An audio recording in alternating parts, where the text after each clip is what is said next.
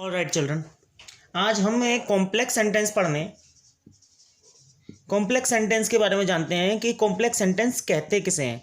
तो complex sentence एक ऐसा सेंटेंस होता है जिसमें हम बेसिकली क्लाउज का यूज़ करते हैं। ठीक है, कॉम्प्लेक्स सेंटेंस जिसे मिश्रित वाक्य बोलते हैं, जिसमें हम एक ही वाक्य में बहुत सारी बातें करने के प्रयास करते हैं। मिश्रित वाक्य जिसे बोलते हैं क्लाउज। अब क्लाउज क्या होती है, हमारे मेन टॉपिक है। कॉम्प्लेक्स सेंटेंस को समझने के लिए आपको क्लाउज जानना बहुत ज़्यादा ज़रूरी है।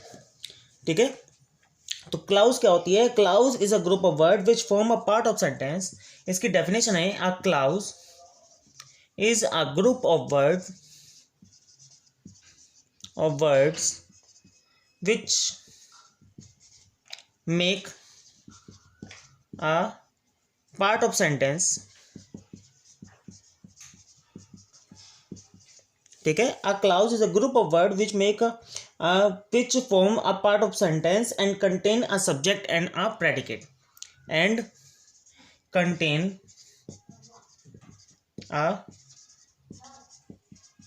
subject and a predicate। ठीक है, ये क्लाउज की डेफिनेशन है। क्लाउज एक पूरे सेंटेंस का सिर्फ एक पार्ट होता है और इसमें दो चीज़ खास होती है, इसमें एक सब्जेक्ट भी होता है और एक प्रेडिकेट भी होता है। ठीक है, आगे सभी को समझ में। क्लाउज किसे कहते हैं? अब क्लाउज होती है वो दो तरह की होती है। एक तो होती है कोऑर्डिनेटिंग क्लाउज और एक होती है कोऑर्डिनेटिंग, और दूसरी क्लाउज होती है वो होती है सबऑर्डिनेटिंग। ठीक है, सबऑर्डिनेटिंग भी लिख लीजिएगा, सबऑर्डिनेटिंग क्लाउज। ठीक, सबऑर्डिनेटिंग क्लाउज, कोऑर्डिनेटिंग क्लाउज के अंदर प्रिंसिपल क्लाउज आती है और सबऑर्डिनेट क्लाउज आज हमें सीखनी है कॉम्प्लेक्स सेंटेंस बनाने के लिए। ठीक है, अब सेंटेंस बनाना सीखेंगे, इसका हमें बारे में समझना है कि सबऑर्डिनेटिंग क्लाउज कैसे कहते हैं।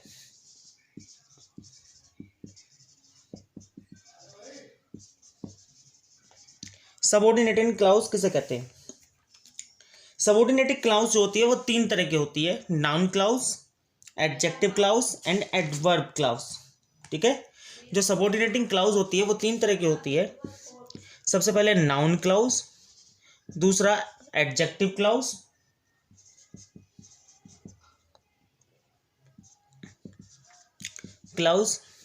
और तीसरी जो आपके पास होती है वो होती है एडवर्ब क्लाउज। ठीक है, एडवर्ब क्लाउज होती है। तो सबसे पहले हम पढ़ते हैं नाउन क्लाउज के बारे में।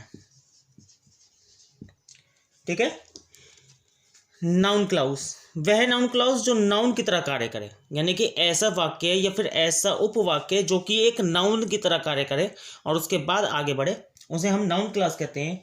ठीक है, चलिए इसका एक एग्जांपल लेते हैं। For example, what he said ठीक वाज ट्रू। यहाँ पर व्हाट ही सेड जो है वो एक फ्रेज है या फिर एक आपके पास क्लाउज है। What he said was true, आपको क्लाउज की आपको डेफिनेशन पता है, ये एक सेंटेंस का पार्ट होता है जिसमें एक सब्जेक्ट होता है और उसका प्रेडिकेट होता है। ठीक है, सब्जेक्ट है ही और इसका प्रेडिकेट है। आगे सभी को समझ में। तो नाउन क्लाउज क्या होती है? नाउन क्लाउज जो है वो क्या करती है? वो सपोर्ट करने का काम करती है सत्य का, जो कुछ भी उसने कहा वो सत्य है। तो यहाँ पर ये नाउन जो है वो सबऑर्डिनेटिंग क्लाउज है। यहाँ पर ये जो सबऑर्डिनेट क्लाउज है वो नाउन की तरह कार्य कर रही है क्योंकि ये हेल्पिंग वर्ब से पहले आ जाती है। ठीक है, a part of sentence which has a subject and a predicate is called a clause. आगे सभी को समझ में। नाउन का ही एक और एग्जांपल लेकर देखते हैं। Life is what we make it. Life is what we make it. ठीक है, what we make it subject predicate, और यहाँ पर ये लाइफ जो है जिसके बारे में हम बेसिकली बात करते हैं वही प्रिंसिपल क्लाउज होती है। तो यहाँ पर जीवन ही वही है जिसको हम बनाते हैं, यहाँ पर ये इसको सपोर्ट करने का काम करती है। ठीक है, प्रिंसिपल क्लाउज जो होती है वो डिपेंड करती है सबऑर्डिनेट क्लाउज पर अपना मीनिंग पूरा करने के लिए। अब तो सभी को प्रिंसिपल क्लाउज समझ में आ गई होगी। एक प्रिंसिपल क्लाउज जो होती है वो अपना मीनिंग पूरा करने के लिए सबऑर्डिनेटिंग क्लाउज पर डिपेंड करती है। ठीक है, आगे समझ में। चलिए एडवर्ब क्लाउज के रिलेशन में पढ़ते हैं। एडवर्ब क्लाउज के बीच में पढ़ते हैं। ठीक, एडवर्ब क्लाउज पहले एडजेक्टिव क्लाउज के बीच में पढ़ते हैं। एडजेक्टिव क्लाउज, एडजेक्टिव से नाम ही पता चलता होगा। एडजेक्टिव जो प्रिंसिपल क्लाउज की विशेषता बताने का काम करती है। ठीक है, जो प्रिंसिपल क्लाउज की विशेषता बताने का काम करती है उसे हम एडजेक्टिव क्लाउज कहते हैं। We love them who love us, we love them who love us. ठीक, तो यहाँ पर हु लव अस जो है वो यहाँ पर काम कर रही है।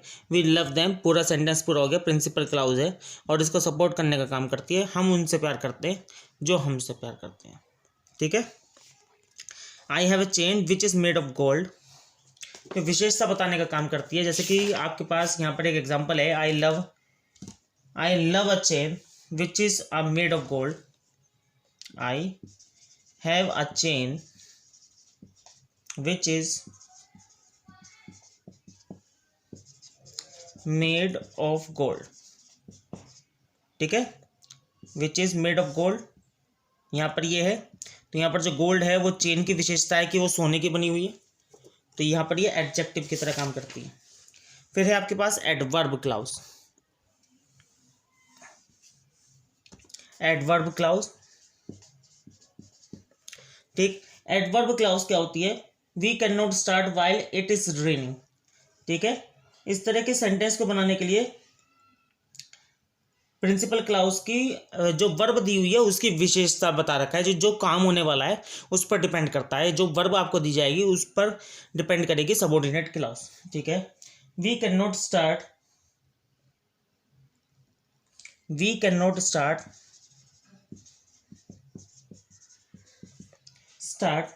while it's raining।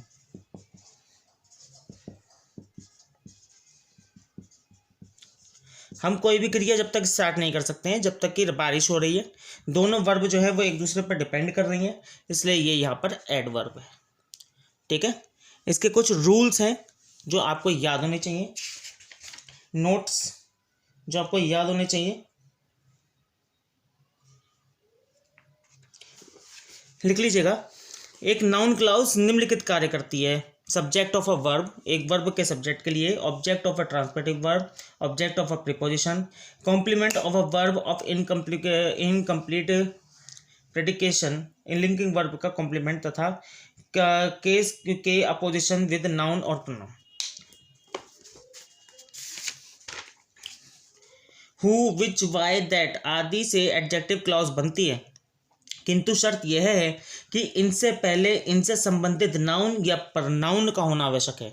ठीक है, एडजेक्टिव क्लॉज जब बनेगी जब इनके साथ हु, विच, वाई और दैट के साथ नाउन और प्रोनाउन का होना जरूरी है। ऐसे नाउन या प्रोनाउन को रिलेटिव प्रोनाउन या रिलेटिव एडवर्ब का एनेक्टमेंट भी कहते हैं, पूर्ववर्ती कहते हैं।